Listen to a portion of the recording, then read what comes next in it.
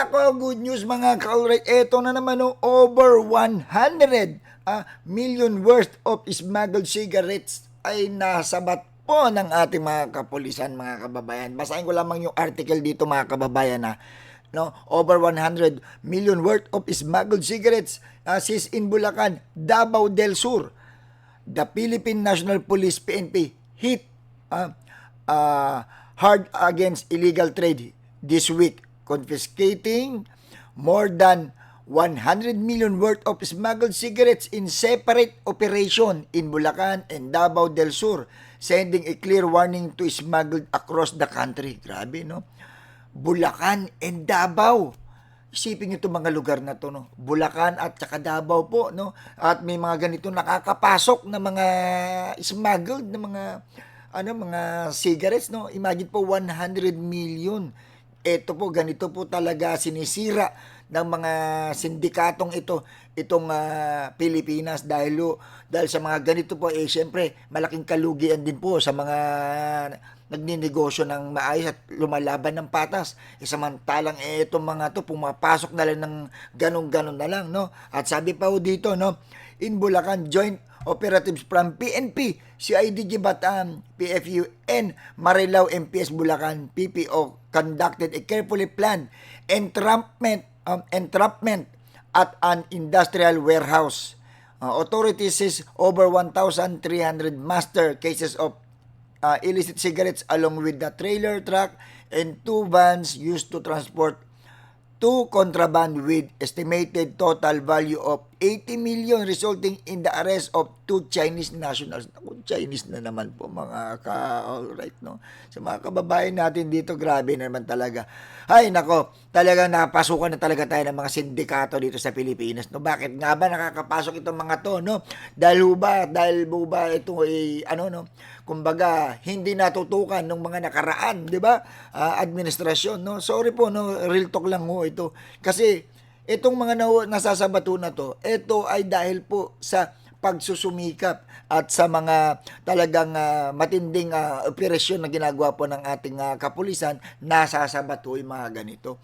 Kaya wag po tayong tumaas-taas ang kilay dyan kung hindi nyo sasabihin na naman ano na naman ito. Ito po ay patunay. Ito po ay katunayan na talagang ang gobyernong ito, sa pamumuno rin po ng ating Presidente PBBM at siyempre sa suporta po ng ating Chief PNP, Police General Jose Melencio Nartates, sunod-sunod po yung mga ganitong malalaking tao, malalaking sindikato, mga high-value individuals ay nahuhuli na po at lumilit na ang mundo nila, mga kababayan. Ito pa ang pinakamaganda na ipapakita ko sa inyo. Magandang balita rin to. Ito mga kababayan, no, isipin nyo to, no?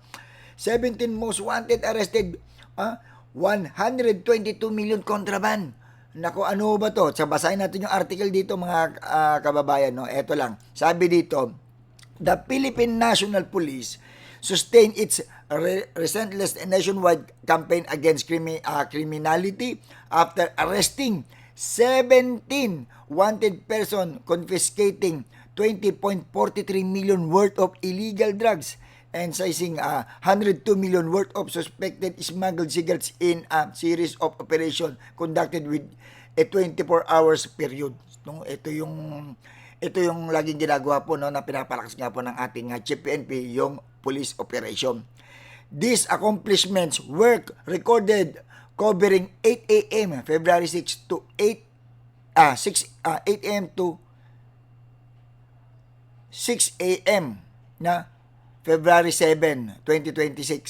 So, from 6 a.m. to 8 a.m. Okay? Ito po yung February 7, 2026. Highlighting the PNP's intensified law enforcement drive under its focus agenda, targeting wanted persons, illegal drugs, and smuggling activities across the country. Yan. At ito po ang sinabi ng ating Chief PNP, no?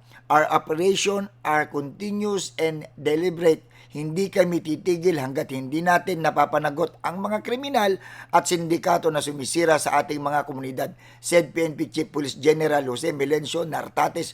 Whether it's fugitives hiding from justice, drug personalities poisoning our youth, or smugglers profiting from illegal trade, hahabulin namin sila. Naku, grabe talaga. Iba talaga yung tapang at dedikasyon po na ginagawa po ng ating Chief PNP, Police General Jose Melencio Nartates. Maraming salamat po. At sana po hindi po magsawa ang ating mga kapulisan sa ginagawa nila, na sana po ay magpatuloy. Ito'y isang napakagandang ehemplo sa iba pang mga graduating ng mga kapulisan na magpupulis. Nakikita nila na teka, napakaganda na ang takbo ng bansang ito, dahil nakikita na at nararamdaman na po ng taong bayan na talagang merong ginagawa, merong mga accomplishment, merong mga malalaking tao na napapanagot. At hindi ho biro itong laban ng ating mga kapulisan na to. Ito'y laban kontra kriminalidad, kontra korupsyon, kontra sa mga illegal na drugs. Hindi po nagpapadaig ang ating kapulisan, bagkus mas lalong ginagalingan at lalong ginaganahan po sila. Kaya maraming salamat po sa ating GPNP Police General Jose Melencio Nartates. God bless po muli sa inyong lahat.